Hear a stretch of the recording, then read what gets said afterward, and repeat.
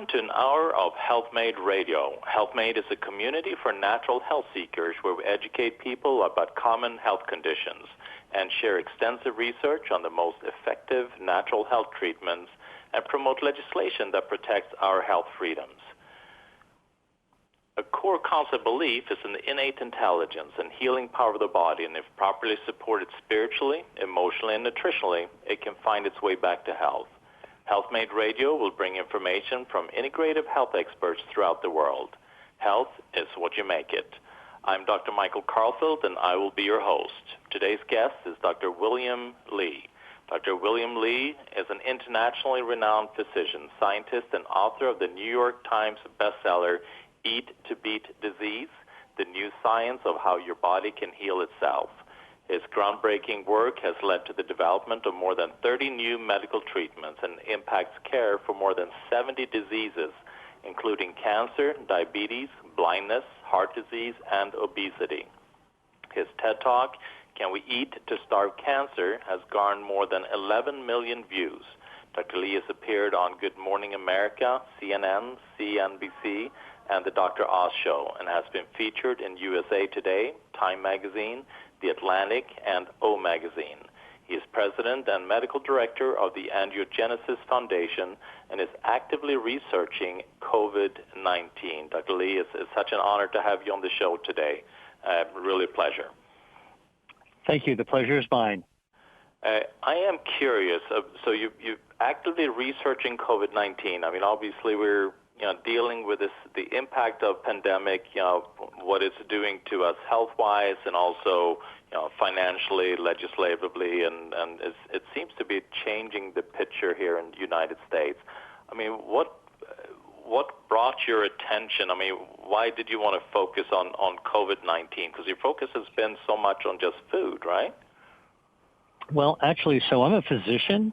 My background is in internal medicine, so I look at men and women, young and old, healthy and sick, but my focus has always been on bringing people back to health. And I'm a scientist. Specifically, I study blood vessels, so I'm what they call a vascular biologist. And, blood vessels are important, 60,000 miles worth of channels that actually deliver oxygen and nutrients to every single cell in our body.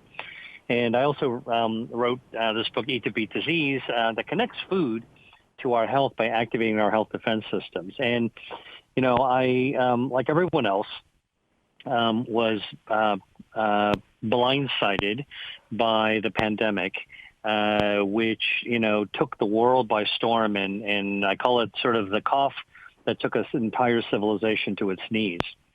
And one of the things that we know about COVID is that it's a respiratory virus spread through the air, and we breathe it in. And like many other viruses that cause lung diseases, the hope is that it's just sort of a mild condition that you can kind of get over. And so in the beginning days of the pandemic, people said this is just like a bad flu. Well, it turns out that the coronavirus that causes COVID-19 is actually belongs to the coronavirus family, which is more similar to a cold. The flu is actually caused by the influenza virus, and so COVID-19 has nothing to do with the flu. It's its own thing. And because colds are so easy to catch, and every one of us has had it, it made me really wonder, how is it that somebody that actually breathes in a virus, the SARS-CoV-2 virus, can get sick with COVID-19? Why were we starting to see problems in the brain and in the toes and in the kidneys and in the heart and other organs? And why was blood clotting? And because of the work that I do with blood vessels, I began realizing that the thing that connected the lungs and all the other organs in the body were the blood vessels. And so I put together a research team. We actually got autopsy samples from people who died of COVID-19, and we dove right in.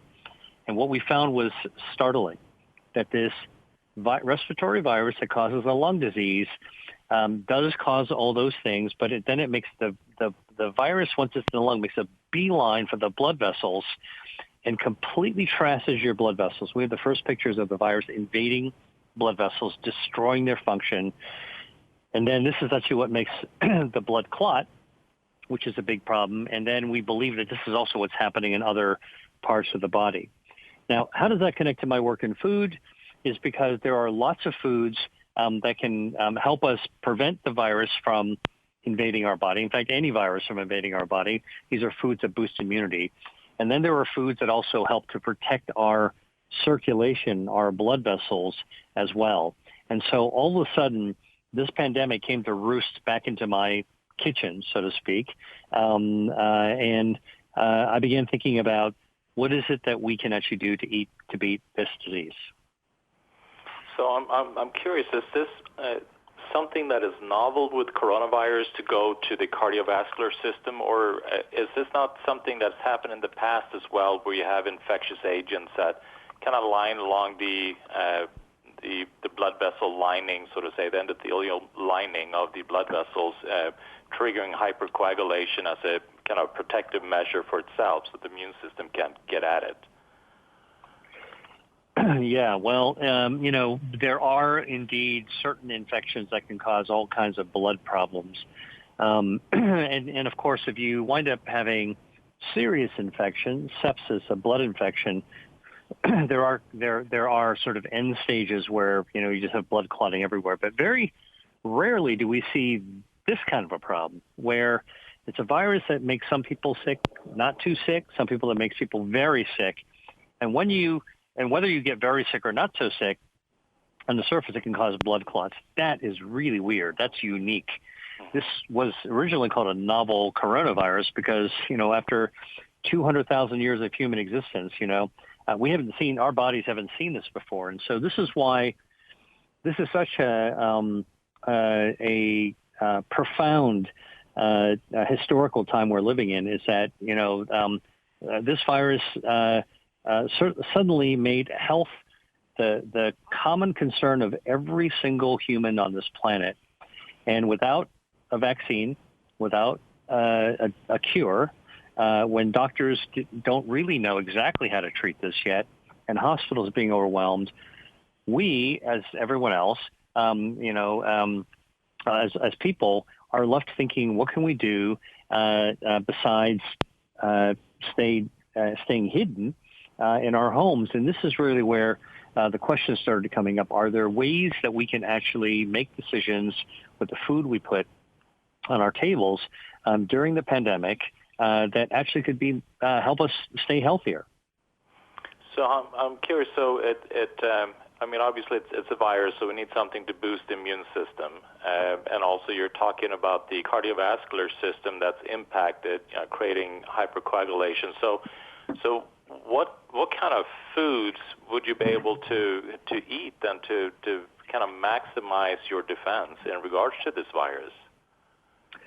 Right. Well, so the first thing that we know is that there are certain micronutrients that if we're deficient in them, like zinc, like vitamin B12, like vitamin D, if we're deficient in those sort of micronutrients, our immune systems are lower. And this is actually a situation where we need every bit of edge in our bodies and our immunity to prevent the virus from getting into our nose, sneaking through the mucous membranes, evading a weakened immune system and getting into our lungs and getting into our bodies. So it becomes really, really important for us to actually make sure that we're not deficient, even if we're in nutrition, even if we're surrounded by food. And so, you could easily take a multivitamin and top your basic immune system up just with that.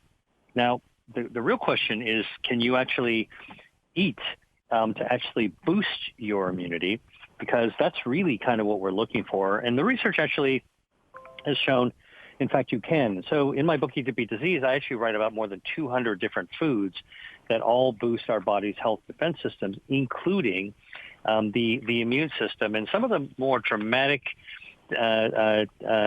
foods that are out there are really, or in terms of benefits, are really, really simple. So, for example, it turns out that mushrooms actually can boost immunity.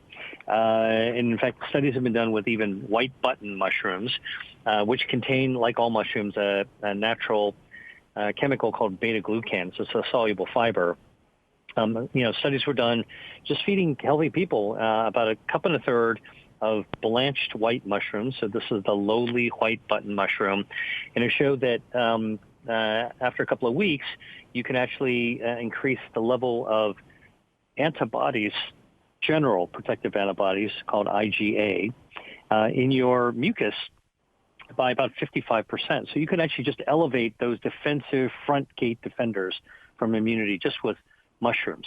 And people that were not eating mushrooms didn't actually have that rise. And another interesting food that can actually be helpful is cranberry juice. So not the sugary stuff that you actually, that ultra sweetened extra stuff, but really true cranberry juice, nothing but cranberries, let's say. We know that cranberries contain bioactives. These are natural chemicals like anthocyanins.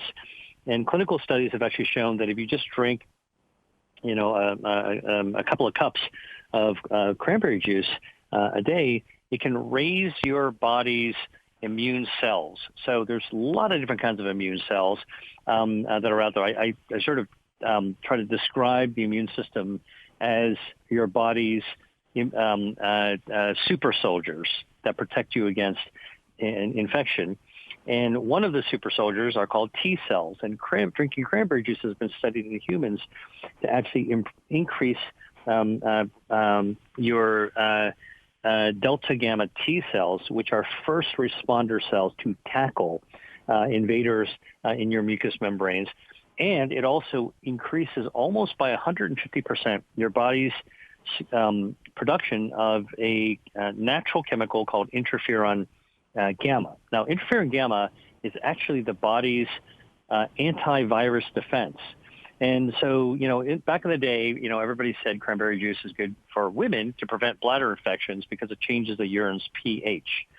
Well, it turns out that studies of women and bladder infections do show that drinking cranberry juice can lower the risk of bladder infection, but not through pH. We think that we now know that it actually raises your natural immunity.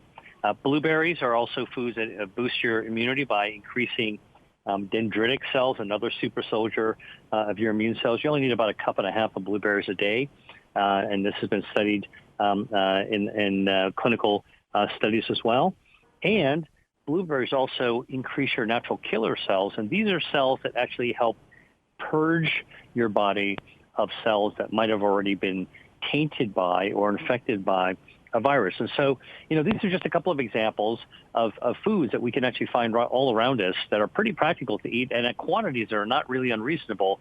And they not only help, not like a multivitamin, which tops off your immune system, but these can actually push it further in order to be able to have augmented immunity and defenses. And that's exactly what all of us need right now.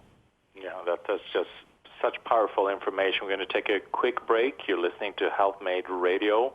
I'm here with Dr. William Li. He's the author of Eat to Beat Disease, the new science of how your body can heal itself. We'll be right back. Welcome back to Health Made Radio. I'm Dr. Michael Karlfeldt. I'm here with Dr. William Li. He's an international renowned physician. He's an author of the New York Times bestseller, Eat to Beat Disease. Dr. Li, so you were talking about certain foods that are great to boost the immune system, especially thinking about the coronavirus, this pandemic that we are dealing with. But should we also then avoid certain foods? Are there certain foods that can then be detrimental while we're dealing with this infectious agent? Right. Well, so, one of the things we know is that the reason we don't get sick more often is our body is hardwired from the time we're born with natural health defense systems. And there's 5 of them that I write about in my book, Eat to Beat Disease.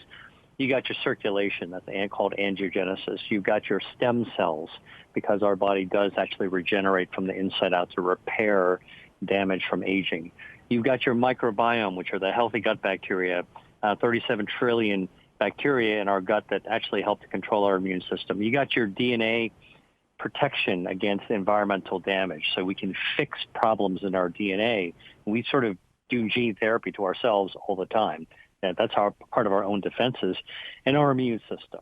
And what you're asking is, are there foods that we eat that actually can damage our body's defenses that can lower our immunity? And obviously, we know that smoking and drinking actually lower immunity.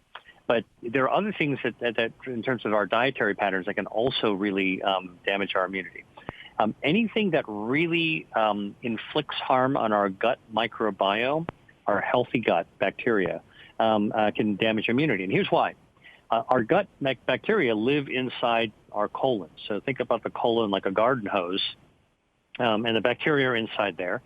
And it turns out that 70% of our immune system is actually located inside the wall of our gut.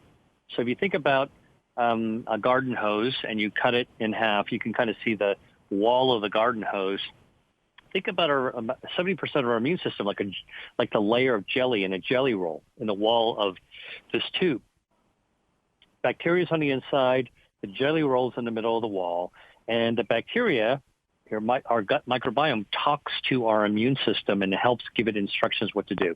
Think about, two college roommates that live in a dorm, and they've got really thin walls, and basically one roommate's yelling at the other roommate through the wall, pounding on the wall, and telling the roommate what they want to do. And so this is actually the relationship between the gut microbiome and the immune system. So if you damage the gut microbiome and the good bacteria are replaced by bad bacteria, or you knock down your good bacteria, you can actually impair your immunity. So what are some of those foods that you want to avoid that do this? Well, it turns out that artificial sweeteners, which is what is common in diet sodas, actually damage your gut microbiome. And so this is like if there is any reason that you want to actually, if you need another reason to avoid soda, here's one, during the COVID era, it actually damages your healthy gut bacteria. It makes it harder for them to pound through the wall and talk to the immune system, and you're automatically compromising your immunity. The other things that actually can damage the gut microbiome is actually ultra-processed foods. And again, the rules haven't changed when it comes to healthy eating. The things that are good for you are still good for you. The things that are not good for you, they're worse for you now when we're vulnerable and we don't want to actually get COVID, is ultra-processed foods have been studied. They tend to damage the microbiome. And so we want to actually do good things for our bacteria and stay away from harmful things. And ultra-processed foods and artificial sweeteners and sodas are all great offenders.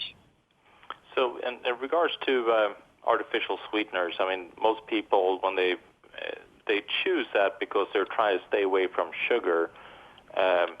So is it worse of an option to eat the artificial sweeteners than sugar, or is it just that both are equally bad?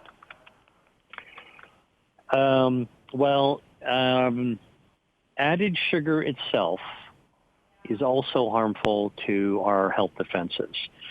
Natural sugars that are present, at natural levels, in most people actually are okay if you eat in moderation. Added sugars are never good. That's why, adding a sugar to, sodas that are not diet add sugars, that's bad for you. But then when you actually try to swap it out with an artificial sweetener, the intent is to actually, not to add calories, but to make something really, really sweet. It turns out that chemical that does taste sweet actually damages our microbiome. And so really, you can't win either way, so stay away from the soda.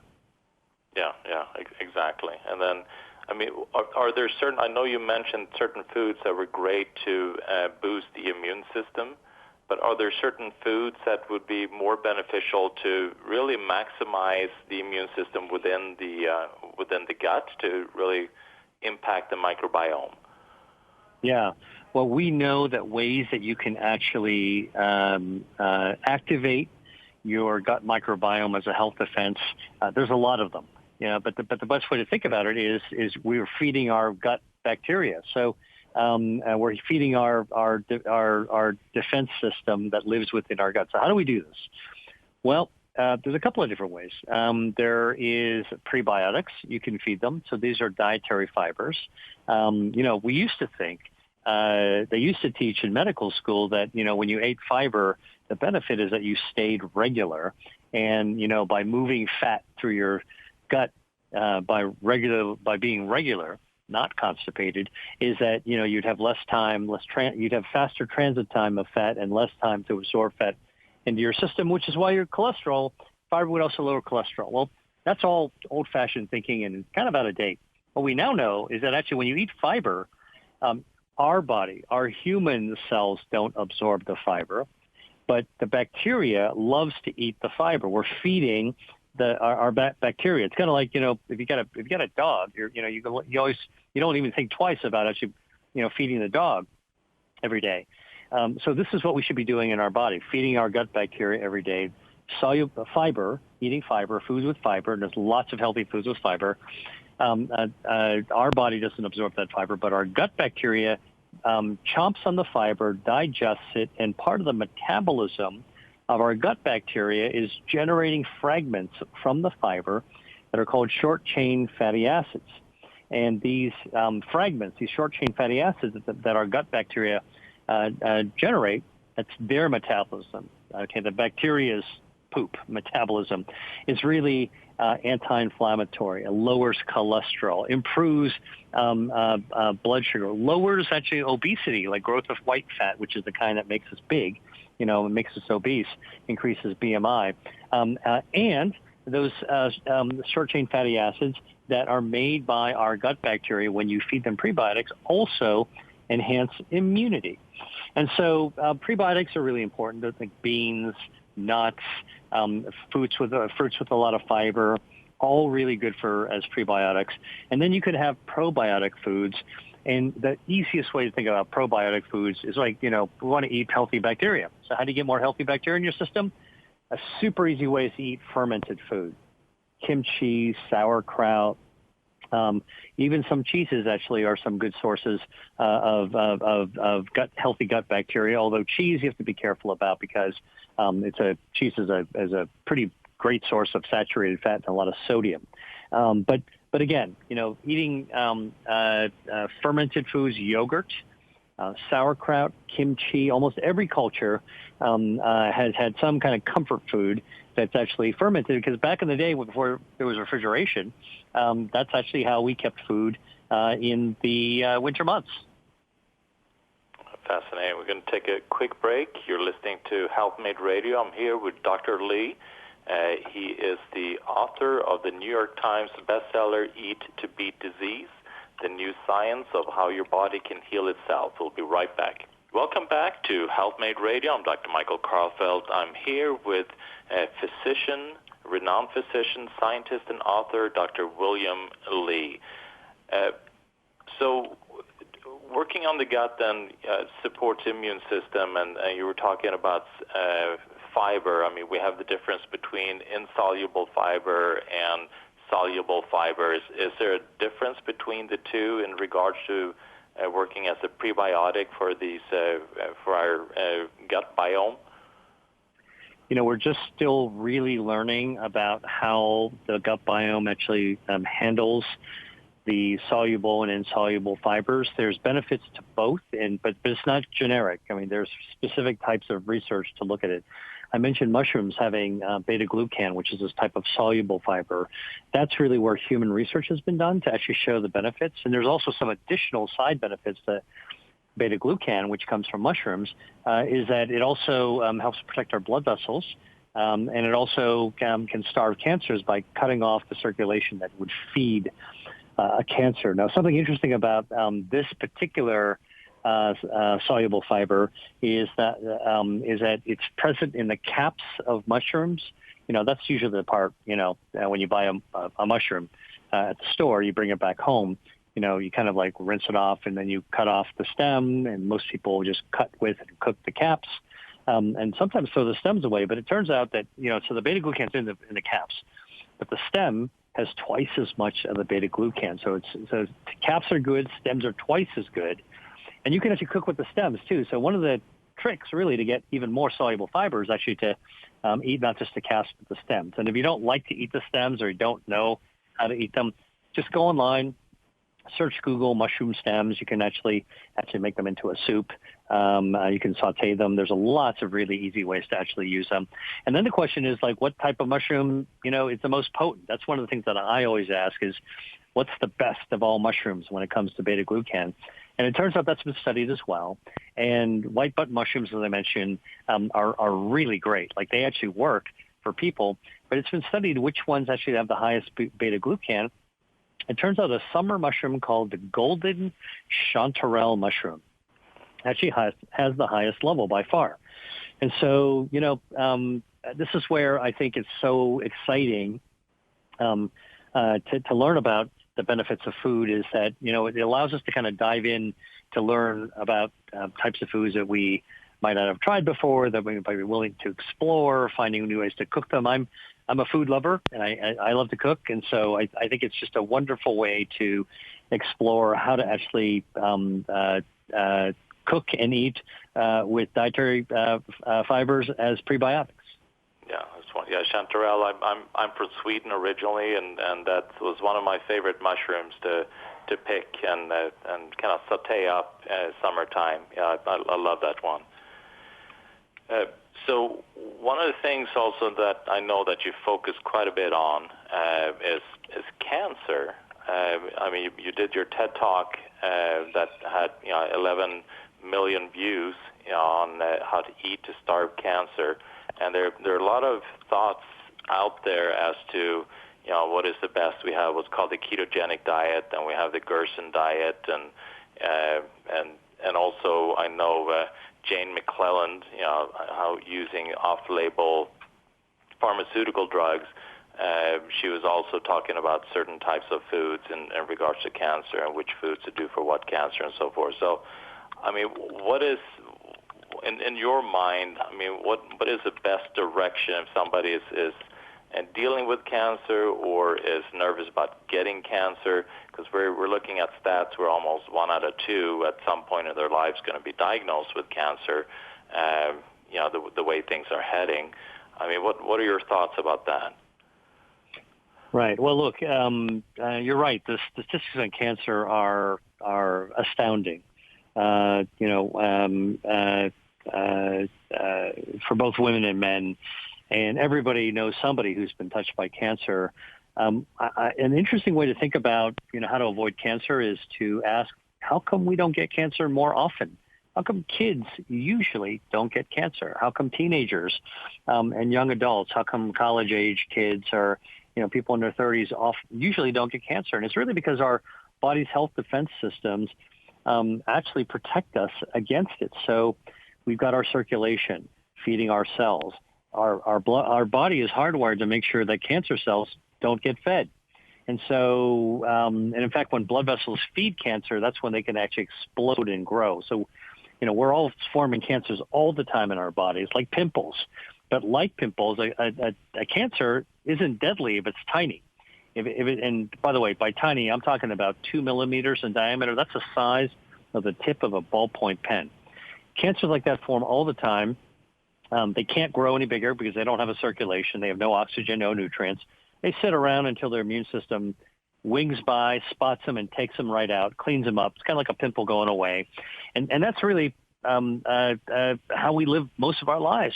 However, when these little tiny pimple cancers actually are able to somehow hijack our blood vessel system and selfishly grow blood vessels to themselves. So this is tumor angiogenesis. Then suddenly, once their cancer cells are fed, they can grow up to 16,000 times in just 2 weeks. And a tumor that's been nourished with blood vessels can invade the organ and all kinds of spread to elsewhere in the body. So what can we do to eat to prevent, to starve cancer? That's what I gave my TED Talk on. There's a lot of different foods, more than 50 different types of foods that have been shown to cut off the blood supply that would feed cancer, anti-angiogenic foods. And I'll give you a couple of them that are actually really interesting that have human evidence. Green tea is one of them.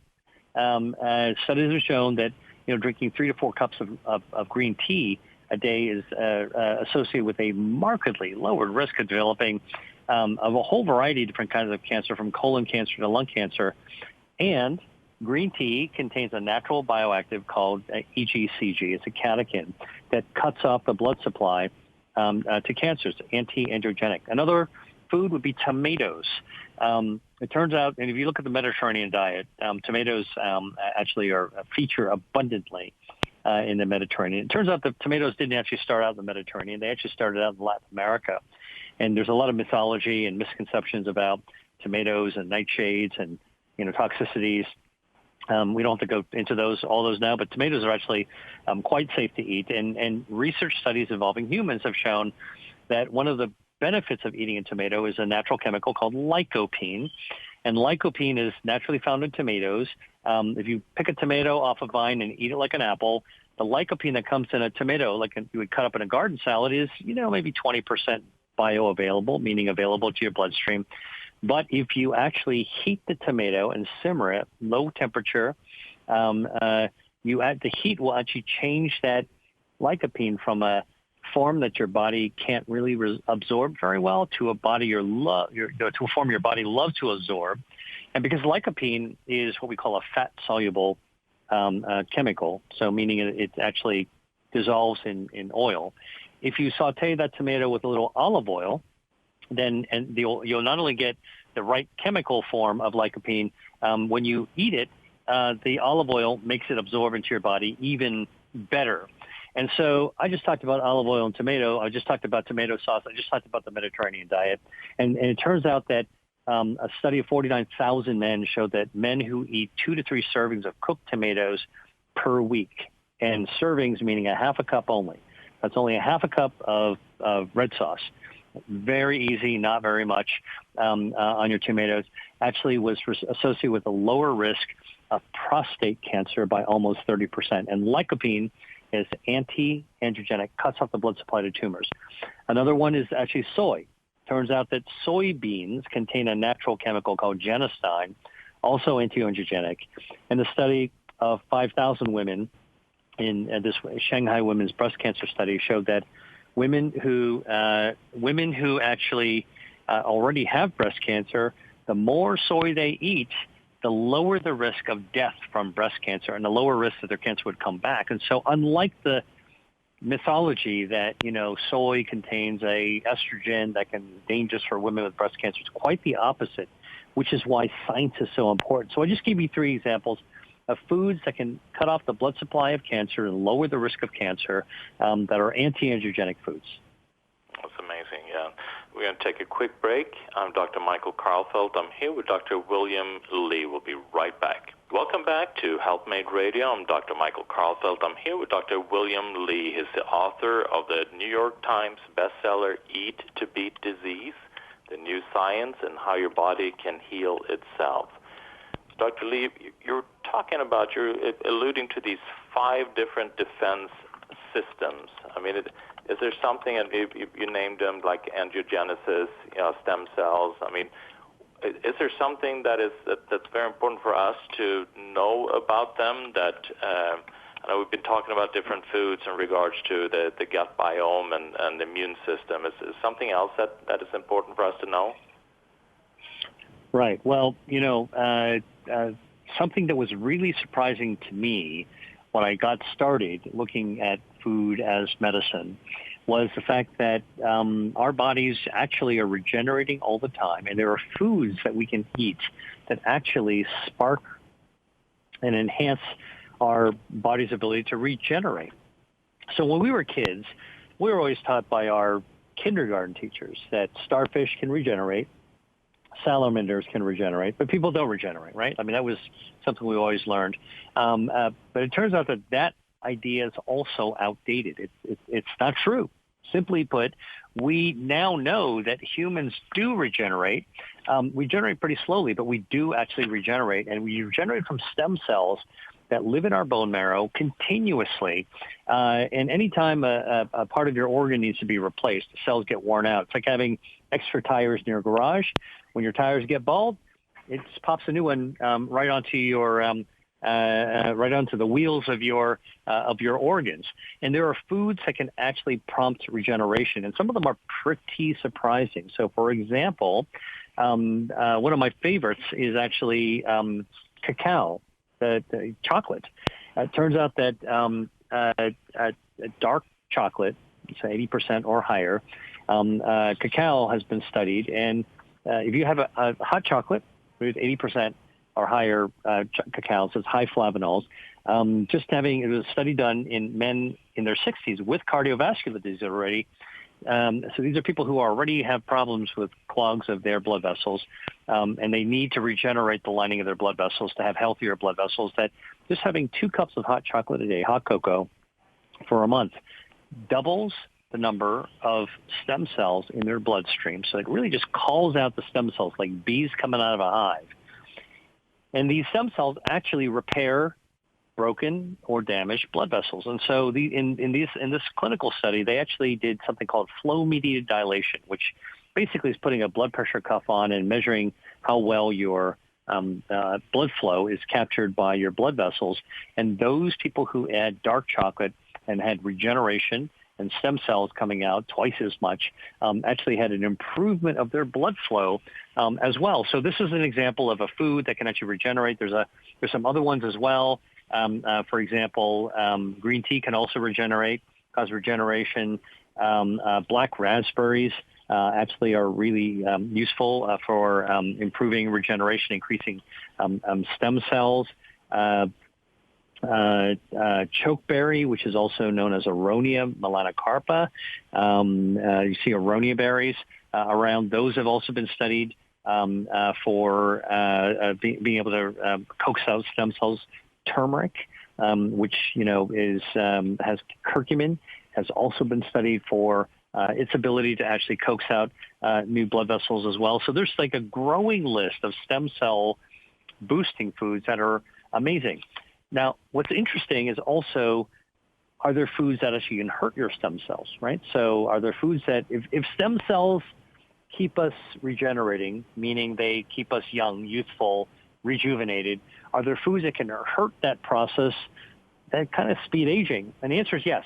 So if you have lots of sugar in your elevated blood sugar, kills off our stem cells. High salt damages our stem cells, keeps them from functioning. Certain dietary patterns are also very harmful to our stem cells. So basically, high-fat diets also stun our stem cells. And if you have diabetes, this is the reason why you really want to eat to prevent diabetes, is that the diabetic state actually also lowers the total number of stem cells in your body and also lowers their function as well. So you want to eat foods that actually prompt your stem cell defense system, your regenerative system, and you want to avoid foods that can actually harm your body's ability to regenerate itself. So with that also, we have, I know, chatted with Dr. Walter Longo in regards to the fasting mimicking diet in the past. And there you have then where you are actually starving the body slightly, where you're not eating as much as you normally would to clean out old diseased tissue and kind of speed up repair. What are your thoughts to incorporate those type of techniques along with then these healing foods that you are mentioning?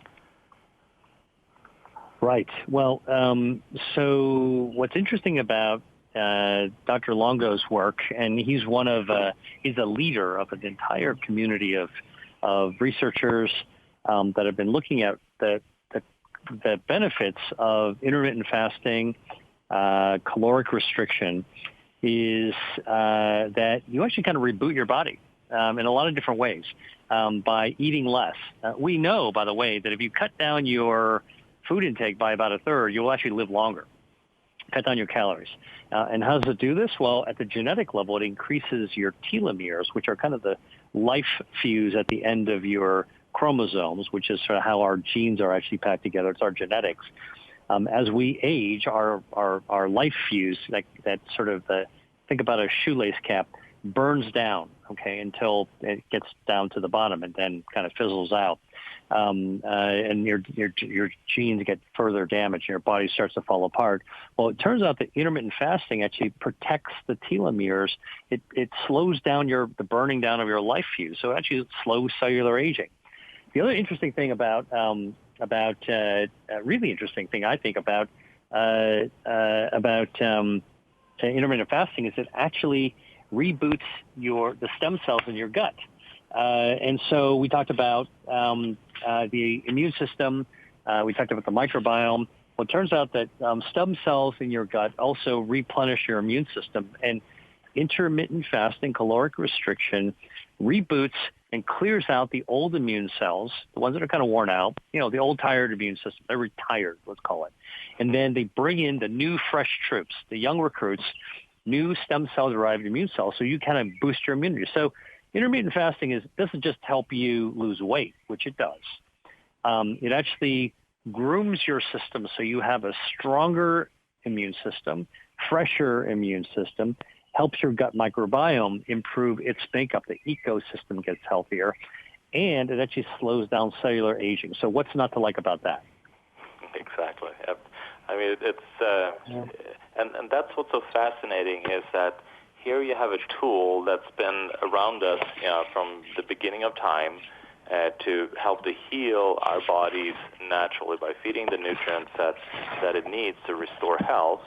And this way we can then minimize the need of use of pharmaceutical drugs because pharmaceutical drugs, in essence, they just suppress symptoms, to deal with disease patterns, but they're not really there to promote health, like the diet, the appropriate food, like what you're talking about. That's right.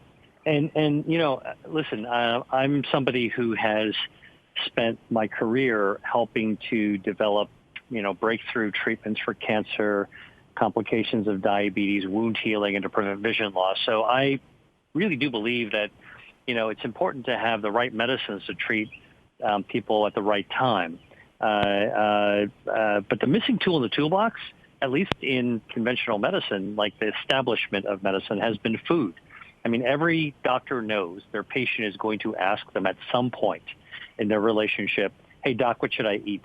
And, the lack of education in medical school about nutrition is startling. Like only 1 in 5 medical schools have any type of requirement for nutrition for their medical students. And I think on average, medical schools have less than 19 hours of curriculum over the course of 4 years. And so doctors who are graduated every year, they really don't know very much. It's not their fault. It's that they're not getting the training.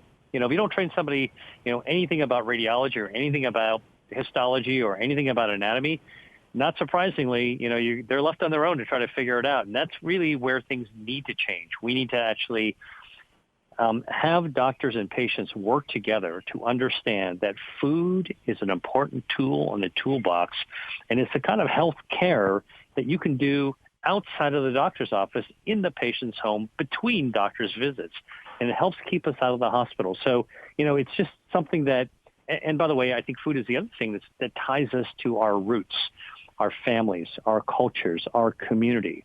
And so if we can think about food not as kind of prescription foods and, but really think about it as something that's natural, it's second nature, and it's something we all got to do 3 times a day, then food as medicine makes a lot more sense and a lot easier to do.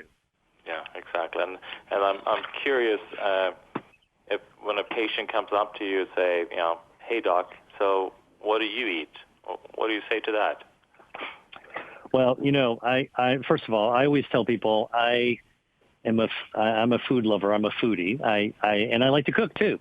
So that means that I have an opportunity to explore all kinds of things. And over the course of my life, I've enjoyed a lot of the healthy patterns of eating. So I love Mediterranean foods from the Mediterranean. And I tell my patients, if you're interested in having me recommend something to you, I can tell you about tomatoes. I can tell you about whole grains. I can tell you about different fruits and different ways of cooking vegetables. I can tell you about seafood with healthy fats, marine polyunsaturated fatty acids. You can search on Google. In my book, Eat to Beat Disease, there's more than 200 foods. A lot of them are Mediterranean foods. Asian foods are also something that tend to be light and mostly vegetables, light on animal or even fish protein, really kind of a plant-based diet. Very, very healthy. Again, with the internet, there's almost no excuse not to, kids are calling up an ingredient and just looking up a video and figuring out how to cook something. So it's so easy to actually do. What do I like? I drink green tea every day. I also drink coffee. Both actually have lots of benefits, lots of bioactives. Coffee lowers the risk of dementia. Turns out that also improves cardiovascular health, lowers the risk of cancer. Tea does so many things with green tea. I do eat mostly a plant-based diet. I love fruits and vegetables. I like, green leafy vegetables. I'm not a gigantic salad fan, although there are salads that I like to eat, but I like to saute vegetables, like broccoli. I like broccoli sprouts. And fruits of all sorts. I'm a real seasonal eater. So in the summertime, I love berries. I love stone fruit. In the fall, I love apples. And again, diversity. What all the research has shown us is that eating diversely is good. It's not like an apple a day keeps the doctor away. So let's go ahead and eat 100 apples a day. That doesn't help. You want to eat an apple. You want to eat a cauliflower. You want to eat some spinach. Mix it up. Enjoy your food. And that's why going back to our cultural roots, asking, where do you come from? What did you grow up eating? What does your family resonate? What are your taste buds like? What do you prefer? I list 200 foods in my book, Eat to Beat Disease. And if you can find, most people can find a handful of things that they love to eat. They're like, oh my God, I didn't realize I love that. Well, use that, start with that, because if you start with what you love, then that's also healthy, then you're way ahead of the game.